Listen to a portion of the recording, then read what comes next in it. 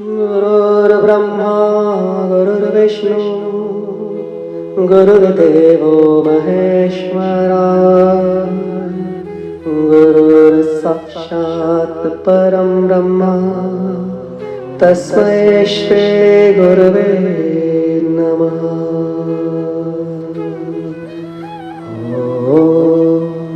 नमस्ते भारत, मैं विवेक योगा आचार्य आप सभी का अपने इस YouTube चैनल पर स्वागत करता हूं। ईश्वर से आप सभी के अच्छे स्वास्थ्य की मनोकामना करता हूं। आज हम करेंगे पूर्ण धनुरासन। तो ये आसन है एडवांस लेवल का, तो इसलिए जो योग करते हैं वही इस आसन को शुरू करें। तो अच्छा खासा जिन्हें योग आता है, प्राइमरी सीरीज अच्छी आती है, तो ही एडवांस के लिए जाएं। उससे पहले करेंगे तो इंजरी हो सकती है, तो ऐसा काम ना करें। तो पहला तो ये बात हुई। दूसरी बात ये हुई कि डिस्क्रिप्शन बॉक्स में बिल्कुल लिखा रहता है कि कौन कर सकता है कौन नहीं कर सकता, वो आप ज़रूर पढ़ा करें। अब हम शुरू करते हैं पूर्ण धनुरासन। मैं आपको बहुत सारी एक्सरसाइज बता सकता हूँ, लेकिन यहाँ कुछ लिमिटेड एक्सरसाइज बताएंगे जो आप करके बैकवर्ड बेंडिंग को इम्प्रूव कर पाएंगे, क्योंकि इसमें बैकवर्ड बेंडिंग थोड़ा एक्सट्रीम लेवल पर जाती है। तो बैकवर्ड बेंडिंग के लिए कुछ स्ट्रेचेस और एक्सरसाइज करेंगे, और शोल्डर के लिए कुछ एक्सरसाइज होंगी, और थोड़ा सा हिप के लिए, तो हिप जॉइंट थोड़ा सा मूवमेंट में अच्छा आ जाए। तो ये सब काम इसके लिए बहुत ज़रूरी हैं। उसके बिना करेंगे तो अच्छा नहीं आएगा, होगा भी नहीं। तो कैसे करने वाले हैं ये मैं आपको शुरू करके बताता हूँ। तो पहले देख लेते हैं पूर्ण धनुरासन होता कैसा है।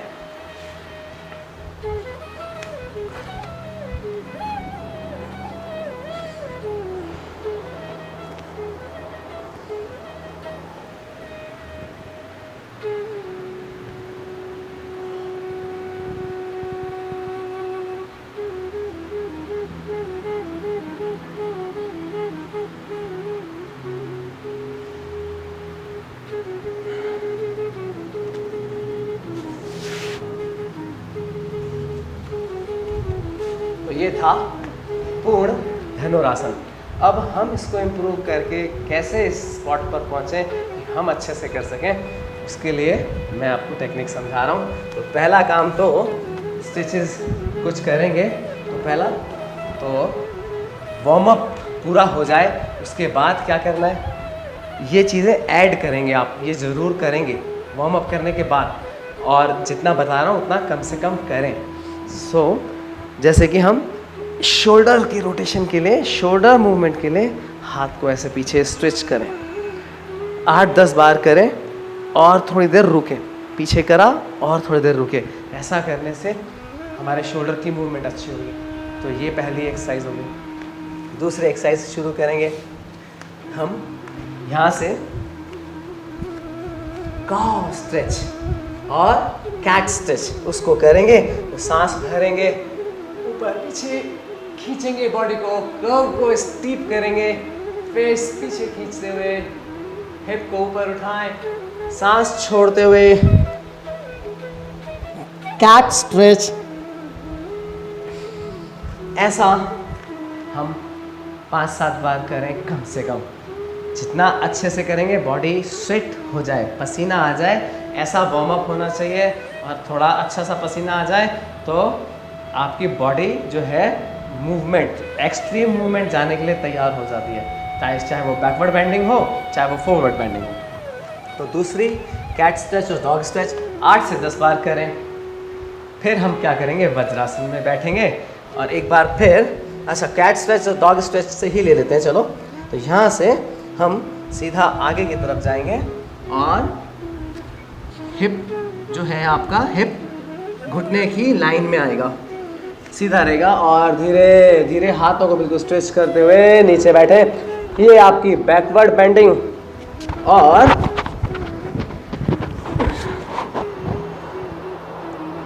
शोल्डर की रोटेशन के लिए बहुत अच्छा है।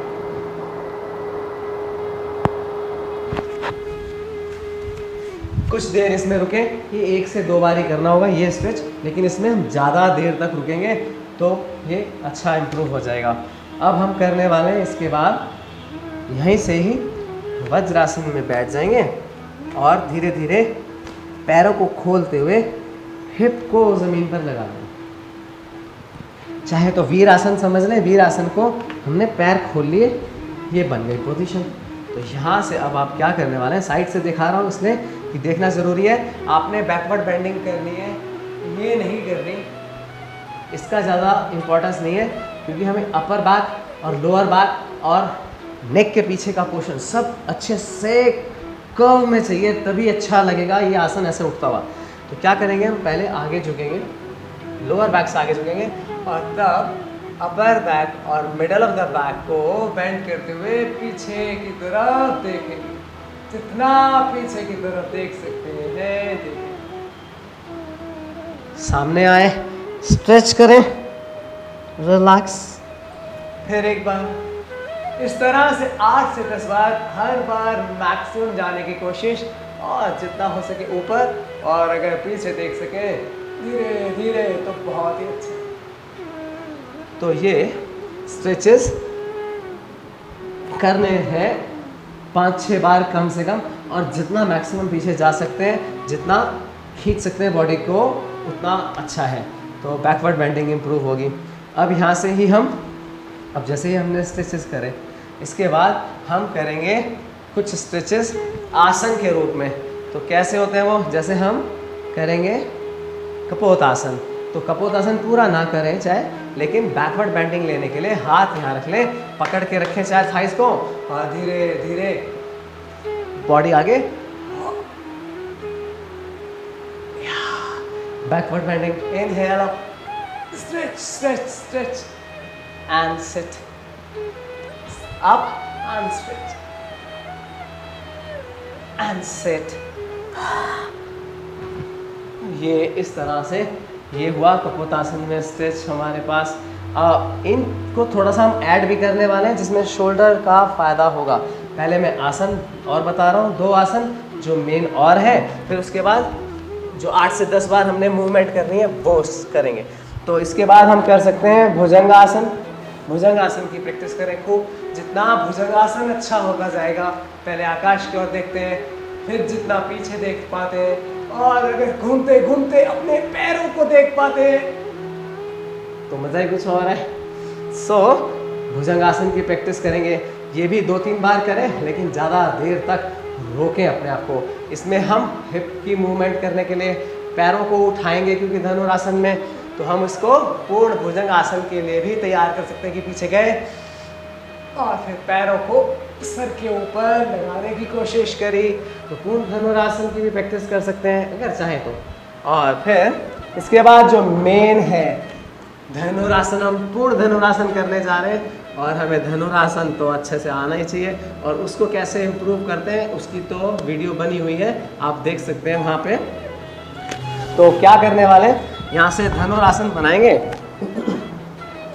ऊपर उठते जाएंगे जितना उठ सकते हैं, और जब उठें तो कोशिश करें कि फेस ऊपर खींचते हुए अपने पैरों को देखने की कोशिश। अभी हमारे घुटने मुड़े हुए हैं, तो क्यों ना हम इन्हें थोड़ा सा और नीचे से, जितना शिन को पकड़ेंगे, शिन बोन को पकड़ेंगे, उतना ही ऊपर ऊपर उठते जाएंगे। तो जब हम ज़्यादा ऊपर उठ पाते हैं तो क्यों ना हम घुटनों के पास जितना पहुंच जाए उतना अच्छा है, ताकि हमें ना ऊपर उठाने की, जो पैरों को ऊपर उठाने की जो टेंडेंसी बनेगी वो अच्छा रहेगा हमारे लिए। क्योंकि हम नीचे रख के धनुरासन करते हैं, यहाँ पर धनुरासन रखते हुए पैरों को पूर्ण धनुरासन नहीं कर पाएंगे, तो पैर ज़मीन से ऊपर उठ जाते हैं। सिर्फ पेट टिका हुआ होता है हमारा, सिर्फ पेट टिका होता है ज़मीन पे, बाकी सारा शरीर जितना ऊपर खींच सकते हैं खींचेंगे।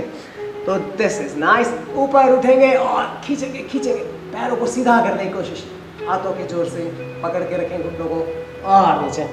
तो ये आसन ज़्यादा से ज़्यादा आसन जितने भी करें वो 2 बार 3 बार से ज़्यादा नहीं कर रहे, लेकिन हम उनको रोकना ज़्यादा दे रहे हैं। और जब हम स्ट्रेचिंग करते हैं वो 8 से 10 बार करी जाती है, उसको रिपीटेशन के अंदर करना चाहिए, और हर बार थोड़ा सा बढ़ाना है, हर बार थोड़ा सा बढ़ाना है। वो तो आसन में भी और इसमें भी, स्ट्रेचिंग्स में भी रहेगा। तो अभी हमने बहुत सारी बैकवर्ड बेंडिंग करी। अभी हम शोल्डर की बेंडिंग के साथ बैकवर्ड बेंडिंग को करेंगे। तो आपने देखा होगा मैंने ये टेबल लगा रखी है आज, तो वो इसीलिए है, ये थोड़ा वजनदार है। आप कोई ऐसी हैवी चीज़ लगाएं, ये ना हो कि हम हाथ रखें और वो फिसल जाए। तो यहाँ से हमने हाथ इस पर रखा। तो जो हम ये कर रहे थे इसको अब हम इस पर करेंगे ताकि हमारी ओवर ट्विस्ट होती हुई शोल्डर की रोटेशन इम्प्रूव हो। तो बिल्कुल वैसे ही हिप घुटने की लाइन में और हाथ सामने रखते हुए धीरे धीरे नीचे बैठने की कोशिश करेंगे। और ऐसी कोशिश करें कि जैसे आप चेस्ट को ज़मीन पर लगाना चाहते हो। ये बार बार प्रैक्टिस करनी है। जैसे हम बैठ गए फिर दोबारा करें, थोड़ी देर रुके फिर दोबारा करें, 7-8 बार 10 बार करें तो मूवमेंट बहुत बढ़िया होने वाली है। शोल्डर भी इम्प्रूव होंगे और बहुत सारे आसनों में फ़ायदा होगा। तो एक तो ये हमने करा। दूसरा क्या करना है, अब जो मेन और है, जो हमने वज्रासन में बैकवर्ड बेंडिंग करी थी, ऐसे पैर वीरासन में रखते हुए पैर खोलेंगे। ये पोजीशन बनाने के बाद आपको याद होगा मैंने अभी ये स्टार्टिंग में बताया कि ऐसे झुक के और फिर बैकवर्ड बेंडिंग करनी है। इस बैकवर्ड बेंडिंग को अब हम दीवार के साथ करेंगे। और दीवार के साथ इसलिए करेंगे क्योंकि हम दीवार पे हाथ रख के बार बार कोहनियों को सीधा करेंगे और शोल्डर को पुश करेंगे। देखते हैं कैसे करना है। तो जैसे हम दीवार से लगभग जैसे हम हाथ टिका सकें इतना दूर बैठेंगे और हमारे हाथ सीधे हो जाएं, सीधा हाथ हम कर सकें और दीवार छू सकें, इतना दूर होना चाहिए क्योंकि हम स्ट्रेच भी करेंगे। तो धीरे से इसी पोजीशन से होते हुए पीछे देखेंगे और आसमान की ओर हाथ उठाएंगे दोनों और धीरे धीरे पीछे जाएंगे दीवार पर और धीरे से नीचे करते हुए, और जितना आराम से नीचे हो जाए उतना अच्छा पहले। और फिर यहाँ से स्ट्रेचेस करें, फेस पीछे ड्रॉप करते हुए पहले नीचे जाएं, स्ट्रेच करें, नीचे जाएं, स्ट्रेच करें, होल्ड करें, फिर थोड़ा सा नीचे और नीचे, ऊपर आते हुए दीवार का सहारा लेते हुए। तो ये जो स्ट्रेच है ये आपके शोल्डर्स का पुश, जब हम खींचेंगे पैर को ऊपर की तरफ तो हाथ का जोर लगेगा पहले, लेकिन पैर का ज़्यादा लगता है तो हम लेकिन मूवमेंट सीधी हो जाएगी। ऐसा ना हो कि ये पीछे जा ही ना पाए हाथ, तो क्या होगा, ऐसे जो हम चाहते हैं बिल्कुल खिंचा हुआ शरीर दिखे वो नहीं हो पाएगा। तो ये वाली प्रैक्टिस जो आपको है ये अच्छे से करनी है, 10, 12, 15 बार भी कर सकते हैं। उसमें हाथ दीवार पे लगा के स्ट्रेच करें। मैं थोड़ा सा इस पे दिखा देता हूँ क्योंकि अगर समझ नहीं आया है थोड़ा सा भी तो इससे थोड़ा सा क्लियर हो जाएगा। जैसे मैंने इतना दूर रख लिया अपने शरीर से, हाथ जहाँ तक मेरा आराम से पहुँच जाए, और फिर हम शुरू करेंगे यहाँ से, बॉडी आगे गई पीछे और फिर धीरे धीरे हाथ रखे दीवार से नीचे उतरते हुए दिस, और यहाँ पे 1, 2, 3 इस तरह से स्ट्रेच कर रहे हैं हाथों को। तो कोहनियाँ सीधी होंगी, शोल्डर्स को रोटेशन मिलेगी और हम स्ट्रेच कर पाएंगे। तो ये जो है कुछ आसन हुए और कुछ स्ट्रेचिंग्स हुई, जिनको अगर आप करेंगे तो आपकी बैकवर्ड बेंडिंग बहुत सारे आसनों के लिए अच्छी हो जाएगी। और आप धनुरासन तो करेंगे ही, बैकवर्ड बेंडिंग का आसन है। तो अब धनुरासन में की जो रियल टेक्निक है वहाँ पे क्यों, क्योंकि उसमें हाथ पकड़ने का, पैर को कैसे हाथ से पकड़े, वो भी एक छोटी सी टेक्निक काम आती है। अगर वो नहीं आएगी तो मूवमेंट होगी ही नहीं। तो देखेंगे कैसे करना है। तो जैसे हम चिन के पेट के बल लेट गए, अब यहाँ से दोनों हील्स हिप्स के पास लाए, धीरे से भुजंगासन में जैसे उठते हैं ऐसे कर लिया। और अब यहाँ से मूवमेंट देनी है। पहले हम पैर को पकड़ेंगे, देखें पैर को कैसे पकड़ना है, थंब को पकड़ना है, थंब को गौर से देख लें। फर्स्ट फिंगर से मैंने थंब को पकड़ा और इसकी मूवमेंट ऐसे मिल सके, ऐसे मूवमेंट मिल सके वो करना है। तो क्या करने वाले हैं, धीरे से पैर को ऊपर उठाएंगे, खींचेंगे अपनी तरफ और हाथ को देखेंगे कैसे निकालना है। देखो एल्बो कैसे आगे की तरफ आ रही है, एल्बो कैसे आगे की तरफ आ रही है, और फेस सामने देखते हुए ये पोजीशन बनाएं। वापस भी जब हम उतरेंगे तो ऐसे ही जाएंगे। तो देख लेंगे अच्छे से, दूसरे पैर से भी दिखा रहा हूँ। थंब को पकड़ना है उंगली से, फर्स्ट उंगली से ऐसे फिस्ट बनाते हुए, और पहले हल्का सा ऊपर उठेंगे और अब एल्बो को ट्विस्ट सामने की तरफ से लाते हुए फेस के सामने लाएंगे। ये टेक्निक सीखना बड़ा ज़रूरी है, नहीं तो क्या होगा, आप ऐसे सोचो कि हाथ से पैर पकड़ पाए, वो नहीं आने वाला।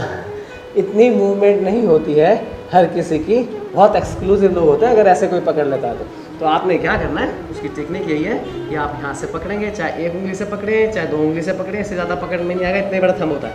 तो करना क्या है, खींचेंगे, देख लेंगे एक बार, फिर आगे से लाएंगे पैर को खींचते हुए कोहनी को दिस वे, यही काम दूसरे पैर से कर रहे हैं, पकड़ेंगे और दिस वे, और उसके बाद तो फिर क्या करने वाले, पैरों को सीधा करते जाएंगे, हाथों को ढीला छोड़ देंगे, पकड़ के रखेंगे अंगूठों को, लेकिन हाथों को और कंधों को ढीला छोड़ेंगे ताकि जो स्ट्रेच है, उस जब पैर स्ट्रेच करें तो हाथ फर्मली ऊपर की तरफ खींचते चले जाएं। ध्यान से धीरे से देखते जाएं और ऊपर पैरों को ऊपर खींचते जाएं, हाथों को ढीला छोड़ते हुए सीधा करते जाएं, सीधा करते, सांस छोड़ते हुए नीचे, सांस भरते हुए हम ऊपर उठे थे, सांस छोड़ते हुए नीचे, और धीरे धीरे पैर को छोड़ दें। इसके बाद जब हम एक्सट्रीम लेवल पर कोई भी बैकवर्ड बेंडिंग करते हैं तो फॉरवर्ड बेंडिंग भी करनी चाहिए, और फॉरवर्ड बेंडिंग अगर एक्सट्रीम लेवल पर करते हैं तो थोड़े से आसन बैकवर्ड बेंडिंग के लास्ट में ज़रूर करें। उससे क्या होता है, मसल को प्रॉपर मूवमेंट मिल जाती है, नॉर्मल हो जाती है वो, और ऐसा नहीं होता कि इस पूरे दिन अकड़ गई फिर, नहीं तो क्या होगा, आज हमने आसन करा, इतना एक्सट्रीम करा, उसके बाद हम अकड़े पड़े क्योंकि मूवमेंट आगे नहीं हो रही। तो क्या करना ज़रूरी है, जैसे पश्चिमोत्तानासन हो गया या शिशु पोस्चर हो गया, इन सब में कुछ पल बॉडी को विश्राम करने दे, स्ट्रेचेस करें फॉरवर्ड बेंडिंग के थोड़े से।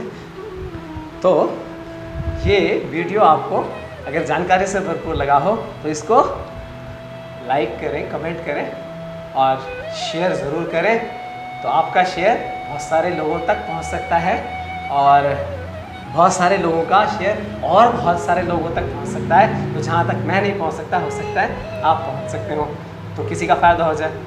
तो अगर चैनल को सब्सक्राइब नहीं किया है तो उसको भी कर लें, और नई वीडियो तक के लिए नमस्कार।